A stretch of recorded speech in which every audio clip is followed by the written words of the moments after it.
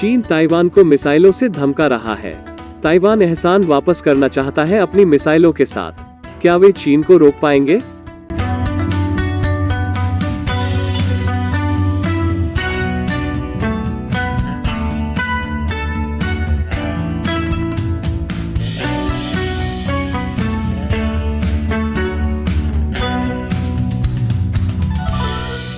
आपका स्वागत है। मैं क्रिस चैपल हूं। ताइवान प्यार से नहाया हुआ है।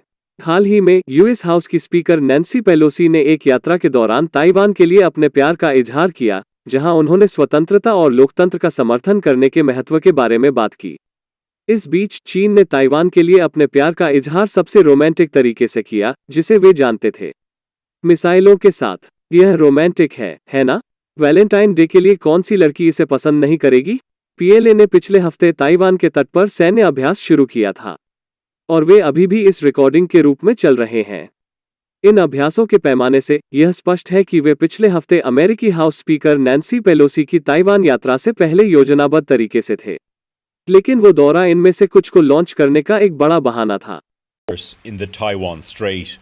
Footage from Chinese state TV claims to show the military exercises, which Taiwan says included 11 ballistic missiles fired into the sea. The drills were conducted in 6 areas surrounding Taiwan, 3 of which overlap the island's territorial waters, much closer than during a similar flare-up in the mid-90s. Beijing says the exercises are a legitimate defense of what China regards as its own territory. देखना, प्यार, क्योंकि स्वामित्व के हिंसक प्रदर्शनों और अपनी स्वतंत्रता को स्वीकार करने से इनकार करने से ज्यादा आई लव यू क्या कहता है? इस बिंदु पर चीन मूल रूप से है हर लाइफटाइम ओरिजिनल फिल्म में बैडमैन। चीन ने ताइवान जलडमरू मध्य में अपनी हाइपरसोनिक मिसाइल का परीक्षण भी किया।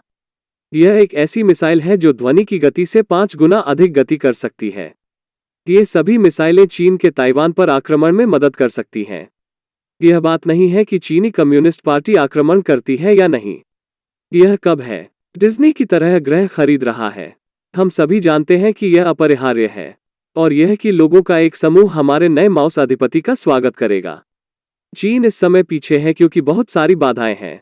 आपके पास 80 मील लंबी ताइवान जलडमरू मध्य भूभाग और एक पूरी आबादी है जो किसी आक्रमण का स्वागत नहीं करने वाली है। यहां तक छोटे देश भी बड़े आक्रमणकारियों के खिलाफ कुछ गंभीर नुकसान कर सकते हैं, जिस तरह यूक्रेन रूस के आक्रमण का डटकर मुकाबला कर रहा है।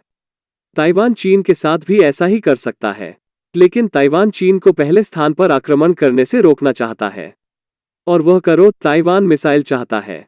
बहुत सारी मिसाइलें। देखना, मैंने तुमसे कहा था कि यह एक महान उपहार होगा। ताइवान को अमेरिका से कुछ सैकड़ों जहाज रोधी हार्पून मिसाइलें मिल रही हैं, लेकिन यह काफी नहीं है।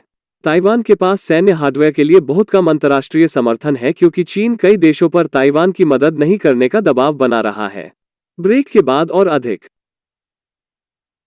वापसी पर स्वागत है। ताइवान चीन को आक्रमण से रोकना चाहता है और ऐसा करने का सबसे अच्छा तरीका है किसी आक्रमण से लड़ने के लिए इतना तैयार रहना कि यह पहली जगह में आक्रमण करने लायक नहीं है। और अगर आप सोच रहे हैं, रुको, क्या यह मूल रूप से साजिश नहीं है? वह जेनिफर लोपेज फिल्म काफी है। हाँ, यह है, क्योंकि ताइवान और चीन के रिश्ते को जेनिफर लोपेज की किसी भी फिल्म से बयां किया जा सकता है। प्रतिरोध इसलिए है कि ताइवान मिसाइलों सहित नए हथियार विकसित करना चाहता है। यह उनका बैकअप प्लान है। देश के कुल सैन्य खर्च का 60% से अधिक भूमि आधारित मिसाइल सिस्टम जैसे जहाज रोधी हथियारों के उत्पादन या अधिग्रहण पर खर्च किया जाएगा। इसमें इसकी वार्षिक मिसाइल उत्पादन क्षमता को 2 गुना से अधिक करना शामिल है, प्रति वर्ष लगभग 200 मिसाइलों से लगभग 500 तक। इस लक्ष्य को पूरा करने के लिए ताइवान के National Chungshan Institute of Science and Technology ने इस साल जून के अंत तक मिसाइलों के निर्माण के लिए 34 नई सुविधाओं का निर्माण करने का लक्ष्य रखा है। इनमें से कई मिसाइलें रक्षात्मक उद्देश्यों के लिए कम दूरी की हैं। ये उभयचर आक्रमण को धीमा करने के लिए अच्छे हैं। उनका बचाव समझ में आ रहा है। जब आप उम्मीद कर रहे हो तो क्या उम्मीद करें? एक आक्रमण। लेकिन ताइवान उन मिसाइलों की तलाश में है जो बहुत आगे जाती हैं।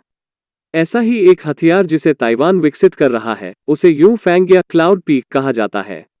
यह एक मध्यम दूरी की सुपरसोनिक क्रूज मिसाइल है जो रैमजेट इंजन और ठोस ईंधन बूस्टर द्वारा संचालित है। इस मिसाइल के लिए विकास पहली बार गुप्त रूप से 1996 के ताइवान जलडमरूमध्य संकट के बाद शुरू हुआ, जब चीन ने ताइवान पर प्यार की बौछार की। दोस्तों, यदि आपकी प्रगति उसकी नई हथियार तकनीक विकसित करने के साथ हो रही है, यह आपके लिए पुनर्मूल्यांकन करने का समय हो सकता है। क्लाउड पीक 2012 तक जनता के ध्यान से बचने में कामयाब रहा, लेकिन फिर भी पिछले साल ही ताइवान की सेना ने आधिकारिक तौर पर मिसाइल के अस्तित्व की पुष्टि की थी। तब तक उन्होंने इसे बनाए रखने का बहुत अच्छा काम किया दृष्टि से बाहर। यह देखना आसान है कि क्यों। Institute for national defence and security research के एक वरिष्ठ शोधकर्ता के अनुसार यूनफैंग मिसाइल चीन की लड़ाकू क्षमताओं को नष्ट करने के लिए ताइवान की असम्मित युद्ध योजना का एक महत्वपूर्ण हिस्सा है, और क्यूलिन प्रोजेक्ट नामक एक परियोजना के तहत क्लाउड पीक मिसाइलों को बीजिंग और इसके दक्षिण में सभी चीनी ठिकानों तक पहुंचने के लिए दोहरे उपयोग वाली तकनीक के साथ उन्नत किया जा रहा है। यह ताइवान को दूर के कमांड बंकरों, आपूर्ति सुविधाओं, रनवे और यहां तक हरी गोरेजेस डैम को बाहर निकालने में मदद कर सकता है। यह ताइवान के विधायिका के अध्यक्ष के अनुसार है।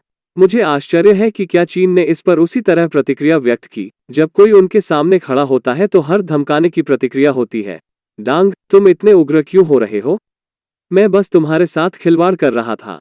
जीज, सेंस ऑफ ह्यूमर प्राप्त करें। यह देखते हुए कि चीन हाइपरसोनिक मिसाइलों का परीक्षण कर रहा है, इसमें कोई आश्चर्य की बात नहीं है कि ताइवान भी अपनी खुद की हाइपरसोनिक मिसाइल चाहता है। तकनीकी रूप से ताइवान के पास पहले से ही ऐसी मिसाइलें हैं जो ध्वनि की गति से 5 गुना अधिक हाइपरसोनिक गति से जा सकती हैं। उदाहरण के लिए, इसके वायु रक्षा मंच में सतह से हवा में मार करने वाली मिसाइल है, जो विमान और बैलिस्टिक मिसाइलों से बचाव के लिए हाइपरसोनिक गति से जा सकती है। लेकिन जो बात नई हाइपरसोनिक मिसाइलों को खास बनाती है, वो यह है कि वे उच्च गति पर अलग अलग दिशाओं में पैंतरेबाजी कर सकती हैं, न कि केवल एक अनुमानित प्रक्षेपवक्र में।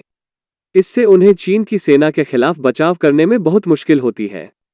शायद इसलिए कि चीन ने ताइवान पर आक्रमण में बचाव करने पर ध्यान केंद्रित किया। यह उनका बहाना है कि उन्होंने ताइवान पर आक्रमण क्यों किया।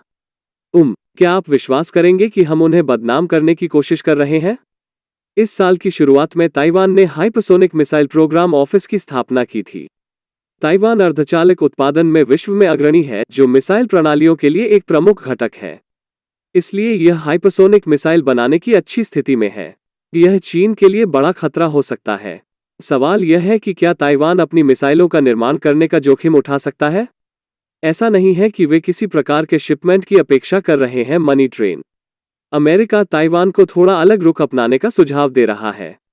अमेरिकी सरकार इस ताइवान से कम आकर्षक लेकिन संभावित रूप से अधिक युद्ध प्रासंगिक पहलों के पक्ष में कुछ उन्नत हथियार खरीद कार्यक्रमों पर अपना ध्यान कम करने का आग्रह कर रही है।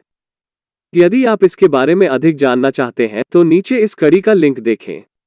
अंत में, हालांकि एक बात अधिक महत्वपूर्ण है कि ताइवान किन हथियारों का निर्माण करता है, और यह है कि क्या विदेशी सरकारें जैसे अमेरिका, जापान और ऑस्ट्रेलिया में ताइवान की रक्षा करने की अपनी इच्छा को स्पष्ट रूप से बताने की हिम्मत है। इससे बेहतर कोई निवारक नहीं है।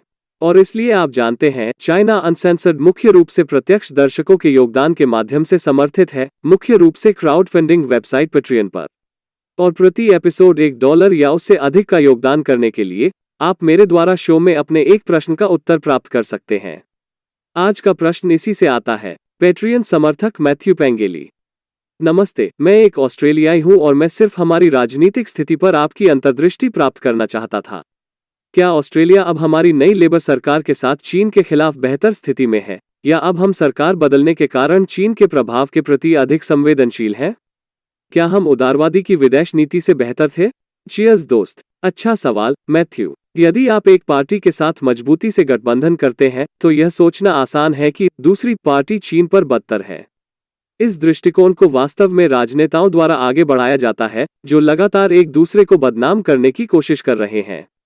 डोनाल्ड ट्रंप की तरह ताइवान की यात्रा के लिए नैन्सी पेलोसी की आलोचना करना, यह कहने के बावजूद कि वो चीन पर कितना सख्त था, और ट्रंप निश्चित रूप से मेड इन मैनहट्टन भी थे। तो ऑस्ट्रेलिया के साथ मैं इसे इस तरह से रखता हूं। लेबर पार्टी के प्रधानमंत्री केविन रुड चीन के साथ मैत्रीपूर्ण संबंधों के पक्ष में थे, लेकिन तब लिबरल पार्टी के प्रधानमंत्री टोनी एबॉट भी चीन के साथ मैत्रीपूर्ण संबंधों के पक्ष में थे। 2015 में उन्होंने उस मुक्त व्यापार समझौते पर हस्ताक्षर किए। उस समय सिर्फ राजनीतिक माहौल था, संपूर्ण चीन हमारा मित्र है विचार।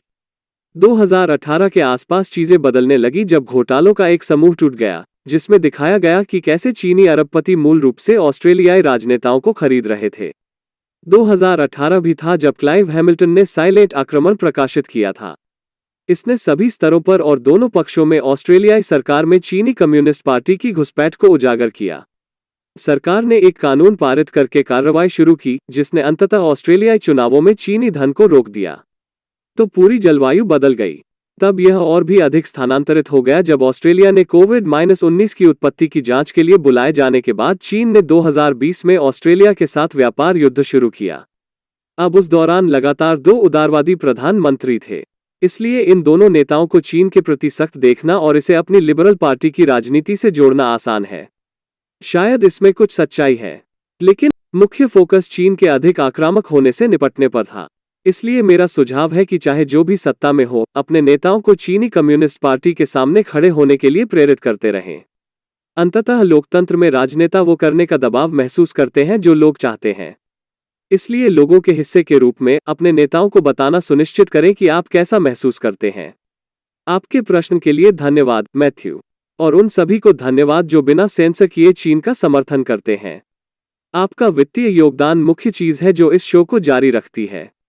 अधिक जानने के लिए patreon.com/ChinaUncensored पर जाएं।